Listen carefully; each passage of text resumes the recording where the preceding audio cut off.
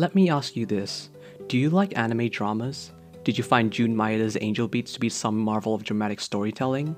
Didn't think so. For all its conceptual ideas of teenagers not accepting their deaths in a purgatory afterlife fighting against God's will, it just wasn't enough to excuse its nonsensical, overdramatic ending. Now, Angel Beats isn't the only anime to have a rushed, illogical ending, but perhaps it's one of the few shows that are capable of eliciting an emotional response. Personally, I didn't cry to Angel Beats. That achievement goes to Clannad Afterstory, but I did somewhat feel the emotional impact the show was trying to go for. Sure, the characters weren't fully developed, and the story could have been much more evenly spread, but in a world where more and more anime are sticking to safe routes, either becoming generic harem comedies or just another cliche light novel adaptation, finding a story that tries to convey a message that means something becomes that much more valuable. That's why I try to watch every one of Key's adapted works. Some might be better than others, but that doesn't stop the fact that they all try and resonate with you. So when Charlotte was announced to be Key's newest work and Jun Maeda himself said in an interview that Charlotte was going to flesh out all the main characters and fix the pacing issues of Angel Beats, unsurprisingly many were looking forward. Charlotte seemingly had all the right people working on it. Leah with her stunning vocals on the opening, Jun Maeda as the composer and scriptwriter, and PA Works as a studio. On paper, it was looking to be a much more refined and polished version of Angel Beats. Charlotte was looking to be the spiritual successor, if only Jun Maeda had delivered to what he claimed. Sadly, what we got wasn't a better version of Angel Beats, but rather an incoherent mess of a story, poorly written and developed characters with an ending that threw all fundamentals of good writing aside. So why did it end up this way? How did Charlotte not only repeat the problems of Angel Beats, but grow them exponentially? Now, of course, not everyone is going to agree with this claim, but I think it's fair to say that Charlotte is easily Key's worst anime by a long shot. It's not like the show is any different from Key's signature style of storytelling, but rather it fails because it's badly written on a fundamental scale. For the record, I like Key's works. While I didn't enjoy Angel Beats as much as the other series, they make stories that try and connect with you on a deeper and personal level, writing stories that entice you into feeling sympathetic towards characters and making tragedies emotionally heartbreaking as they are powerful. This is what makes me so disappointed about Charlotte. In an animation medium full of creative and limitless potential, anime tends to stay within its restricted borders, afraid of taking ambitious projects in fear of financial ruin, often making stories that are popular at the time, but not remembered after. With Jun Maeda having full creative reign over Charlotte's story, you can see his attempt of making the series memorable. How it's going to be remembered is a different story. If there's anything all Key's stories have in common, is that they revolve around a simple yet powerful theme, whether it's about miracles, enjoying your youth, or even family. Charlotte doesn't have a grip on what it wants to be.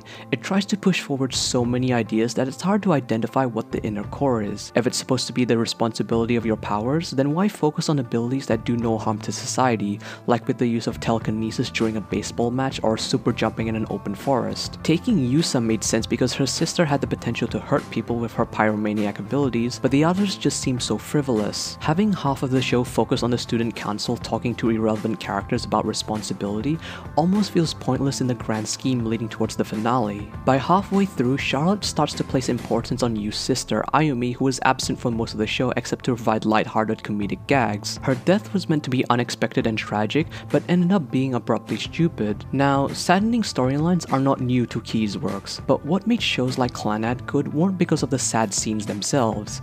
It's how the story built up to those moments and how it was executed. You can even see glimpses of Maeda's involvement with Clannad and Charlotte. Characters who lost something dear to them spiral into a pit of regret and loneliness, forgetting everything important that matters most to them. Albeit much less impactful in Charlotte, but it was still there. The few episodes we got of Yu coping and accepting his sister's death were enough to make me say that these were Charlotte's best episodes, though it's quickly forgotten in favor of the X-Men Days of Future Past styled backstory in order to reverse the events prior. And if that wasn't enough to tilt people's heads in confusion, Charlotte tries to accommodate even more, introducing villains and terrorists who want to use these powers for their own agenda. At this point, I didn't think it was possible for the series to have a good ending. What came out was a tediously rushed sequence of events, cutting corners full of impractical moments, and a finale that left people, including myself, question if Jun Maeda should ever write again. Charlotte incorporates so many ideas that none of them end up getting utilized properly. The show tries to present themes of responsibility, coping with loss, all the while introducing elements of an action sci-fi series,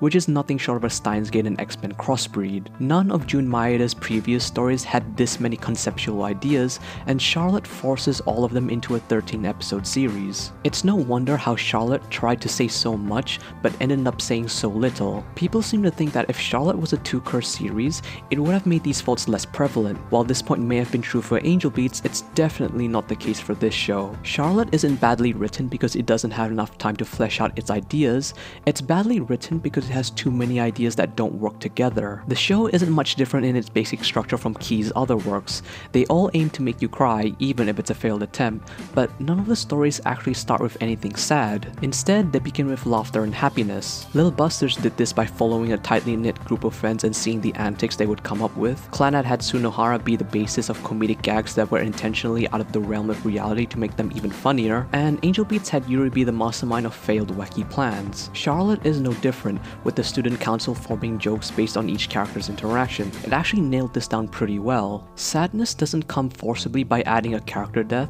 If this were the case, any show could do this. But it comes from taking away potential happiness. You have to show that it's possible for these characters to lead happy lives and that they have something important to lose, giving us something to care about. All of Key's stories have these, but Charlotte fails this fundamental aspect. We're never given a reason to care about Ayumi other than she's the main character's sister, and you never showed any real affection towards her until it was too late. There was no real reason to why we should actually care about her death. Life is unfair at times, there's no doubt about that, and you can see characters from Key's other works have their happiness taken away from them during crucial moments. You can see this most prevalent in shows like Kanon and Clannad, but in Charlotte, Ayumi's death doesn't feel unfair, but more as a plot device to further an already stagnant story. Now, some of you may have realized that Jun Maeda loves incorporating magical realism into his stories. If you're unfamiliar with the style, for the sake of simplicity, they're stories that take place in a completely normal real-world setting, with the exceptions of some supernatural elements that are unexplained,